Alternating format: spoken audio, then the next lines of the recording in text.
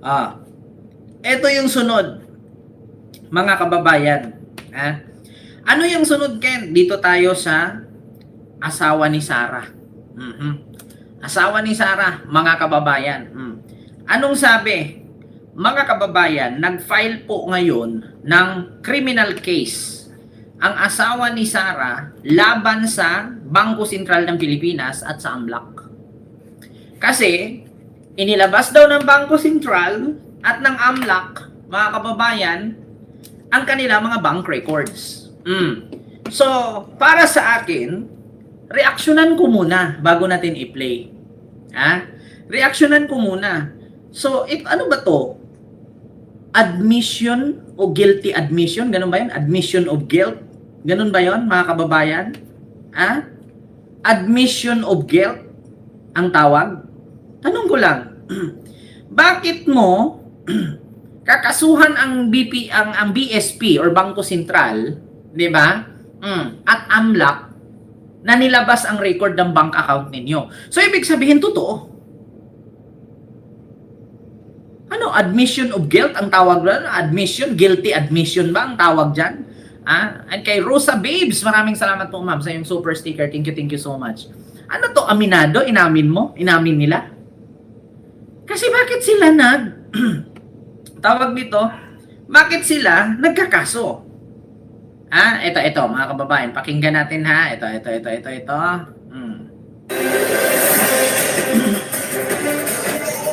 Ayan po mga kababayan. Ayan po, nag-file ng kaso ang asawa ni Sarah. Ulitin natin ha, GMA po yan. Ito.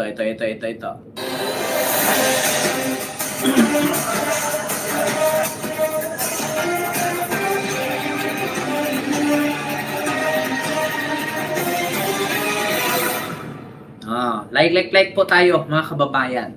So yun ay patunay na inireklamo ni si Gentleman Attorney Manasseh Carpio na paglabag umano sa Anti-Money Laundering Act, ang Bank Secrecy Law na Data Privacy Act, sina Bangko Sentral ng Pilipinas, BSP Governor Eli Rimuluna, Anti-Money Laundering Council or AMLAC, Executive Director Ronel Buenaventura at ilang miyembro ng House Committee on Justice.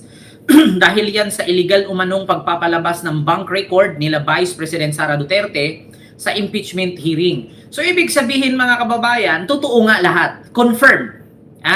Totoo nga lahat mga kababayan. Confirm. Bakit?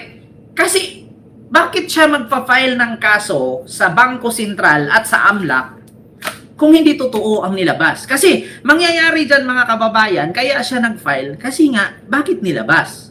Yun ang tanong ha. Kaya po ako nagkakaso kasi nilabas nila yung bank account ko. So sa madaling salita, totoo nga lahat yun.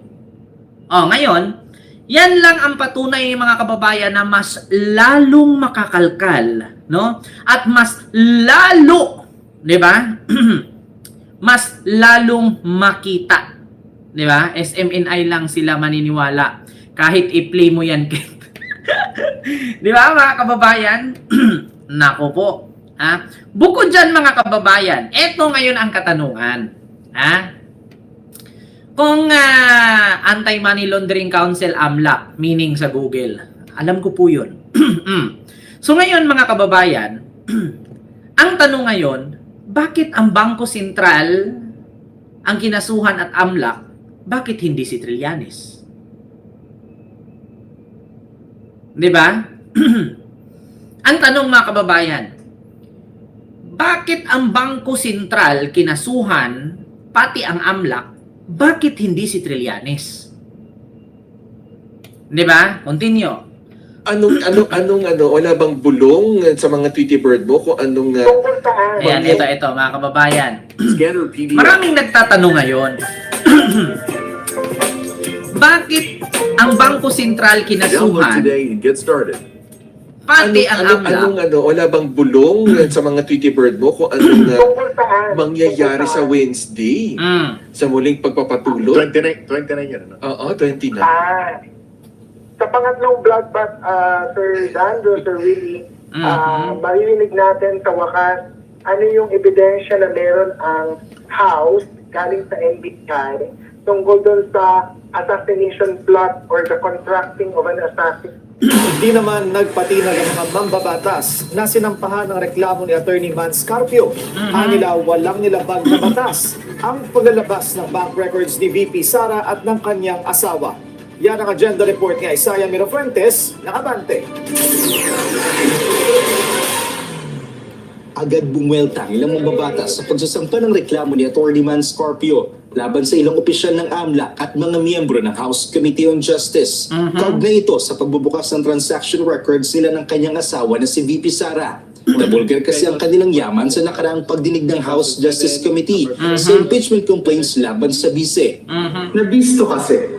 Ganyan naman ang mga Duterte, di ba? Kapag sila ay nahuhuli, nabubuko o nasusukol, tatakbo sa korte. Kaya sa Ayan. mag-aksayan ng papel, ng oras, sa kakafile ng mga kaso, humarap na lang siya sa darating na Miyerkules sa Committee on Justice at doon siya magpaliwanag. Ayan. Ayon naman kay ML Portals Representative Laila de Lima, nakabilang rin sa mga nirereklamo, karapatan ng kampo ni Duterte ang pagtakbo sa korte. Nako. Pero wala raw silang nilabag na batas dahil hindi raw saklaw ng Bank Deposits Law ang mga kaso ng impeachment. Nako. At base raw sa Anti-Money Laundering Act, hindi dapat pagtakpan ng financial secrecy ang mga anomalya. Pasaring naman ni Bicol Saru Portals Representative Terry Ridon na miyembro ng House Justice Committee. Unimpeachable offense rin kasi betrayal of public trust to yun, unexplained wealth, and salary violations eh. Di ba ho, dyan ho na-impeach si, at Corona. na-convict si Chief Justice Corona. Oh. Ayon naman kay ACT Teachers Party List Representative Antonio Tino, napatunayan sa huling pagdinig ang unexplained wealth ni VP Sara. 88 million lang ang pinakamataas na dineclare niya net worth, samantala more than 6 billion pesos ang pumasok at lumabas sa kanyang mga bank account. Magpapatuloy ang impeachment hearing ng House Committee on Justice sa April 29. Kabilang sa mga tatalakayin ay ang investigasyon ng NBI sa pagbabanta umano ng bise sa buhay ng first couple at former House Speaker Martin Romualdez. Nako. Pati na rin ang Let the evidence speak. Nako. Ang mas mahalagang tanong ay kung nasaan ang pera. Bawal ang walang consent. Yan ang mensahe ng asawa ni VP Sara na si Man Scarpio matapos mabisto ang kanilang umanong yaman sa nakarang impeachment hearing sa Kamara. Kaya naman nagsampa ng reklamo si Carpio laban sa ilang mambabatas at opisyal ng gobyerno. Ang detalye sa agenda report ni Ched Gatchalian. Ayan na. Hindi po parte ng impeachment si Atty. Carpio. PDP rin po siya na madawit sa impeachment na pribadong individual. Oh, sabi, hindi daw parte ng impeachment si Carpio. Pinipilit daw isabit, isa naman siyang pribadong individual. Tanong ko lang, sino po ba yung nagsabi? Attorney ba yun? Hindi mo maloko ang tao. Una, si Carpio asawa ni Sara. Ha?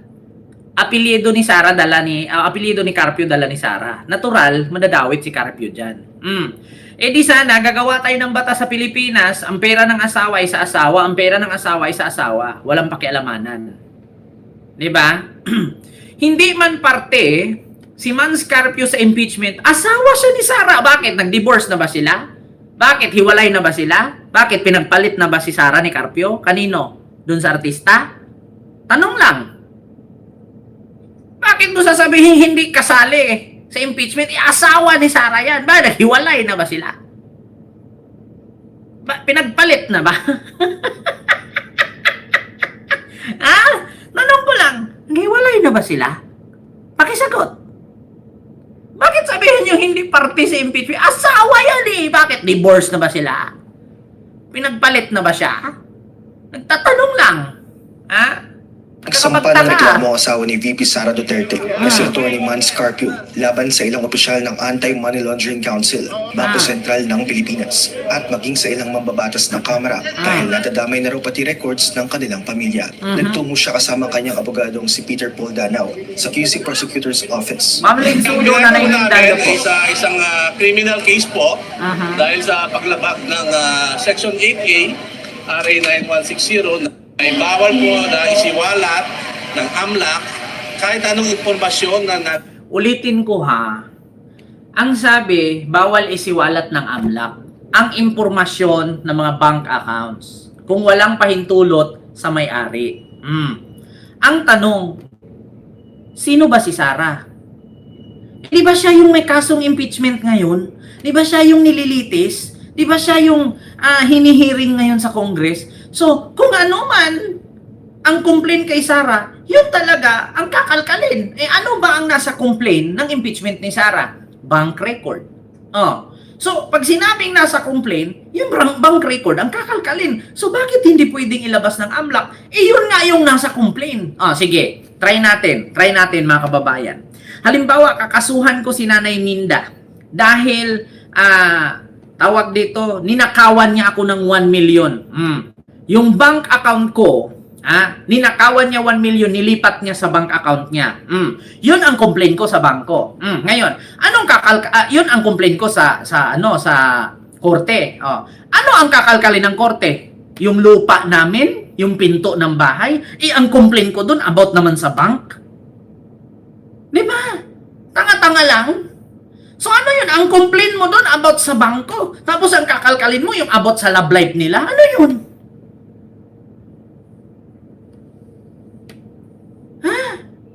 Tanong ko lang. Di ba? Ang complaint kay Sara doon, yung joint bank account. Ang complaint kay Sara doon, yung ill-gotten wealth. Tapos yung gusto ng abogado ni Carpio, ang kakalkalin yung love life. Ano ba? Anong kinalaman doon? Complaint doon, bangko. Malamang ang kakalkalin ng korte, bangko. Hindi naman kinomplain doon love life. Kasi ang kakalkalin dyan, love life. Pag sinabi mo dyan, ang complaint sa impeachment ni Sara ay love life, ang papasok dyan, bawsi. Ang complaint kay Sara ay bangko, ang papasok dyan, AMLAC. Alam nyo, mga DDS, mahirap kayo paliwanagan, pero dapat maintindihan nyo to Halimbawa, kinasuhan ko si Sara. Ang i-file kong kaso ay about sa kanyang yaman na hindi mapaliwanag. So ngayon, ang kakalkalin nila, yung love life ni Sara? Hindi yung complaint ko? Ang kakalkalin yung love life, hindi yung complaint? Ganun ba yon? Apakatanga naman. Complaint mo doon, binangga ka ni Sara na tamaan yung kotse mo. Tapos ang kakalkalin nila, yung laman ng bangko. Ganun. Ang layo ng complaint, di ba? Tanga-tanga lang. Ang kinomplain dyan sa impeachment niya about sa joint bank account, natural manghimasok ang AMLAC. Kasi ang complaint bank account Tapos ang sabi dito, ano daw? Isang criminal case po dahil sa paglabag ng Section 8A, RA 9160, na ay bawal po na isiwalat ng AMLAC kahit anong impormasyon na nalakap nila sa mga bangko. Ang respondent sa complaint ni Carpio, sina BSP Governor Eli Remolona Jr., AMLAC Executive Director Ronel Buenaventura, House Committee on Justice Chair Jerry Luistro, at Party List Representatives Percy Sendanya, Shel Jokno at Laila De Lima. Ang mga mababatas daw na ito ay may conspiratorial act sa pamamagitan ng pag-i-issue ng subpoena na nagtulak sa AMLAC at BSP na ilabas ang bank transaction reports. Sa complaint, sinabi ni Carpio na para sa propaganda lang daw ang mga ipinakita sa kamera na nilay lumabag sa Anti-Money Laundering Act, Bank Secrecy Law at Data Privacy Act. Sa kahit na anong pamaraan, hindi pwedeng maglabas ng impormasyon ang AMLAC. So kung gusto nila may exception doon, dapat Kongreso mismo except number A, exception number 2. Kung sino man po ang lahat nung may kinalaman sa paglalabas ng mga Putya, ang hirap naman dito sa mga DDS. Alam nyo, sa totoo lang, huwag nyo na ipaglaban. Ngayon tuloy na paghalataan ng taong bayan na totoo yung nilabas ng AMLAC, bank account talaga nila at yun talaga yun. Bakit? Nagreklamo kayo. Kung nanahimik na lang kayo, edi sana ang isipin pa ng tao doon, hindi to totoo. Kasi may doubt, actually, kahit ako mga kababayan, no? Kahit ako, nasa isip ko, baka hindi to lahat hindi to talaga totoo itong mga bank account na to kasi bakit napakalaki naman kasi ng mga nilabas, ganyan-ganyan. Ngayon, nagreklamo si Mans Carpio, so pumasok na sa isipan ko na totoo. Di ba? Kasi nagreklamo siya na bakit binulgar, bakit kinalkal, bakit binuksan. So ngayon, napasok sa isipan ko, 100% totoo nga, legit. Bakit?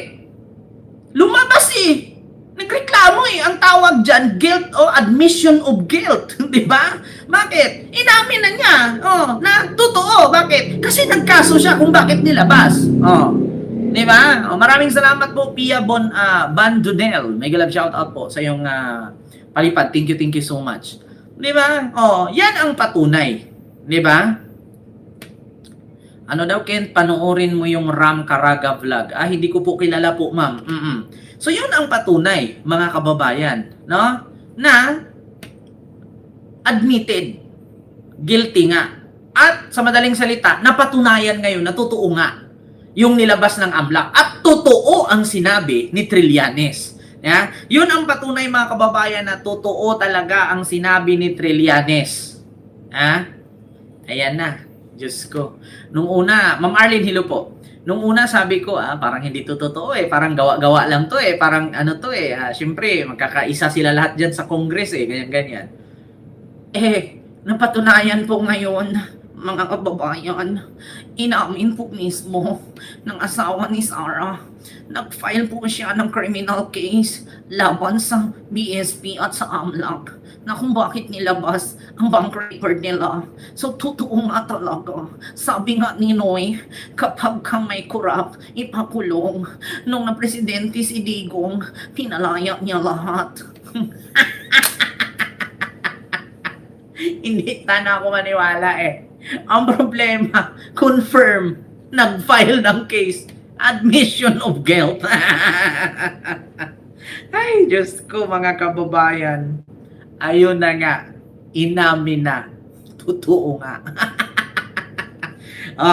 Ito pa.